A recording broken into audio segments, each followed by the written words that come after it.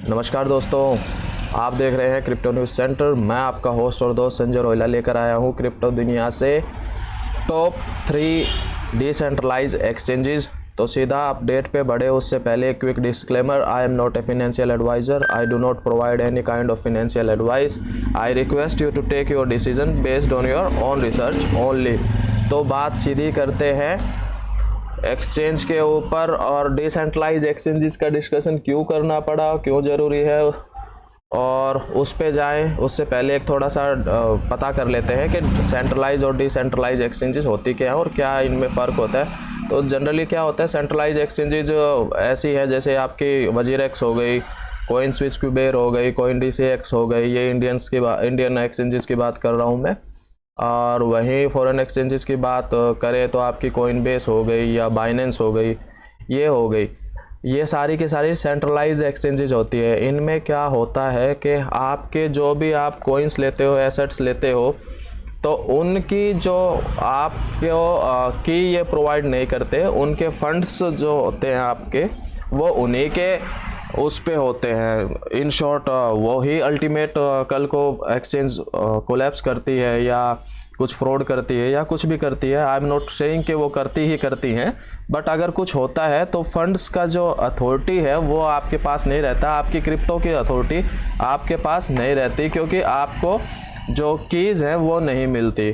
जबकि crypto world में, Web3 में, और इसमें एक बड़ी कॉमन सी चीज़ है जहाँ ये माना जाता है नॉट योर की नॉट योर क्रिप्टो।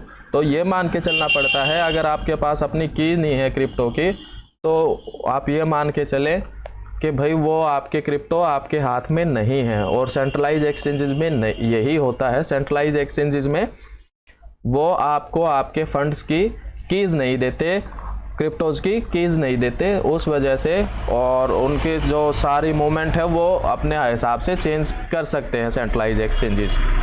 और ये हमने पास्ट में भी देखा है, FTX के साथ ही हो चुका है कि यूजर्स के फंड्स का मिसयूज़ किया गया है बिना उनकी नॉलेज के।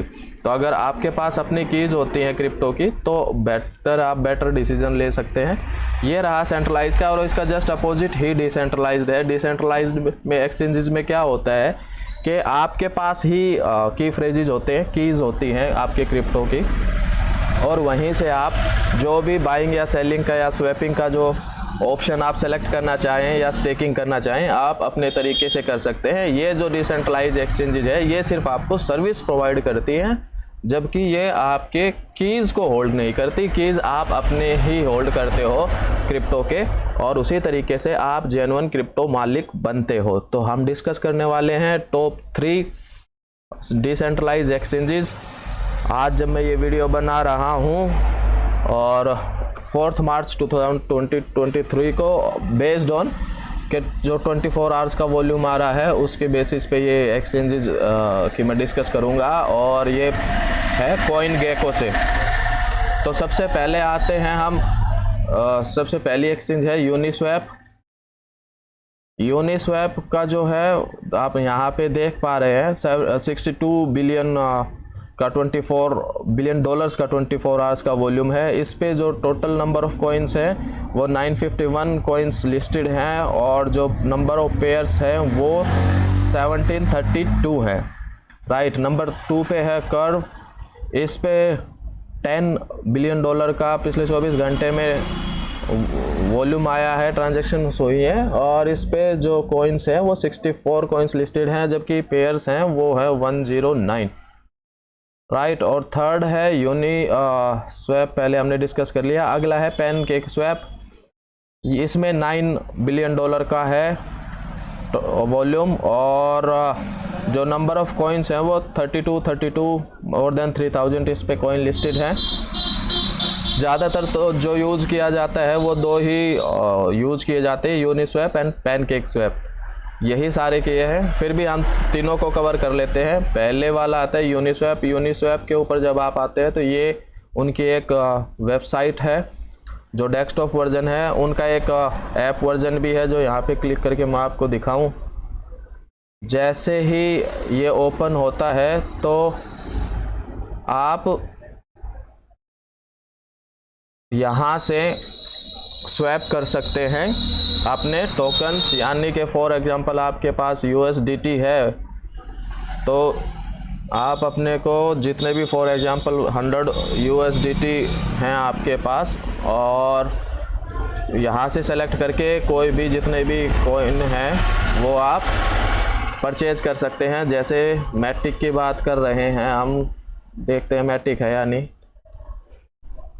ये रहा, तो ये मैटिक है। 100 USDT के अगेंस्ट में कितने मैटिक आएंगे ये बेस्ट प्राइस फैच करके इन्होंने दिखा दिया है, 86 आएंगे। तो ये आप कर सकते हैं। और आप आगे बढ़ने के लिए क्या करना पड़ेगा, आपको अपने वॉलेट से कनेक्ट करना पड़ेगा। तो जैसे यहाँ पे आप क्लिक करेंगे तो आपको ऑप्शन मिलेंगे अलग अलग वॉलेट्स। जैसे आप मेटामास्क का वॉलेट भी कनेक्ट कर सकते हो, कॉइनबेस भी, और वॉलेट कनेक्ट भी कर सकते हो। जैसे ही आप यहाँ से कनेक्ट करोगे तो होगा ये कि आपके जो डिसेंट्रलाइज्ड वॉलेट जो हैं, फॉर एग्जांपल मेटामास्क से, वहाँ से ये कनेक्ट कर जाएगा। वहाँ से USDT आपके ट्रांसफ़र हो जाएंगे, मतलब चले जाएंगे, स्वैप हो जाएंगे, और उसके बदले में आपको मैटिक मिल जाएंगे 86। बड़ा सिंपल सा है, कोई होच पोच नहीं है, सिंपल सा ही प्रोसेस है। इसी तरीके से जब हम स्वैप के ऊपर आते हैं दूसरी एक्सचेंज, तो उसका डैशबोर्ड कुछ ऐसा दिखाई देता है। उसमें भी आप ऐसे ही कर सकते हो। 100 मान लो आपने USDT लिए और इथेरियम की बजाय यहाँ पे मान लो मैंने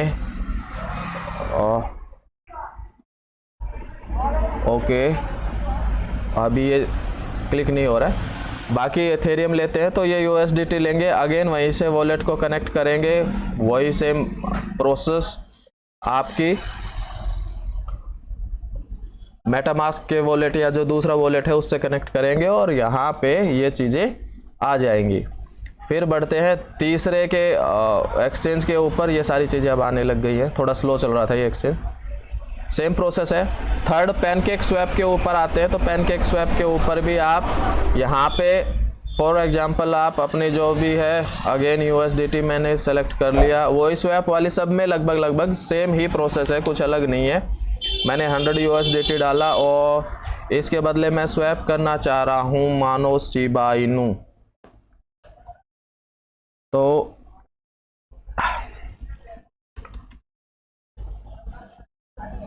सुशी स्वैप है, शिबा ये आ गया है। इसके मैंने टोकन को यहाँ से इंपोर्ट कर लिया, ऐड कर लिया। तो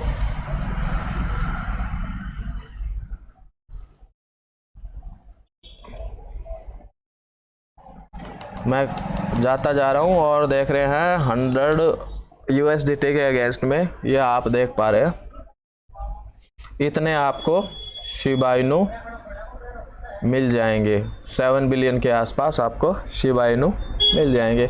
अगेन वही आपको वॉलेट कनेक्ट करना है, दो तरीके से कर सकते हो, एक यहाँ से और एक ये ऊपर से।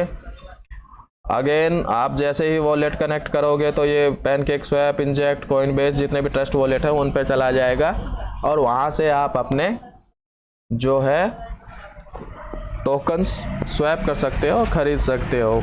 तो दोस्तों ये था वीडियो जहाँ पे मैंने कुछ जो डिसेंट्रलाइज एक्सचेंजेस है उनका डिस्कशन किया आपके साथ। ये कोई स्पॉन्सर्ड वीडियोस नहीं है, और इनमें से किसी भी एक्सचेंज ने मेरे को कोई स्पॉन्सर नहीं करा है। ये मेरी खुद की उस पर मैं आपको बताने लग रहा हूँ। लगा इसलिए ज़रूरी क्योंकि आजकल जो सेंट्रलाइज एक्सचेंजेस हैं वो काफ़ी कोलैप्स करने लग रही है, और वहाँ पे फंड्स शायद उतना सेफ है नहीं जितना हम पहले समझते थे। तो बेटर रहेगा कि हम डिसेंट्रलाइज एक्सचेंजेस की तरफ ही मूव कर ले। आपको कुछ और बेटर एक्सचेंजेस लगती हैं जो चाहते हैं कि भाई वो मैंने इंक्लूड नहीं करी और मुझे इंक्लूड करनी चाहिए, तो कमेंट सेक्शन में हमें कमेंट करके ज़रूर बताएं। वीडियो अगर पसंद आया हो तो प्लीज़ लाइक करें और चैनल को सब्सक्राइब करें। मिलते हैं अगले वीडियो में, तब तक के लिए नमस्कार।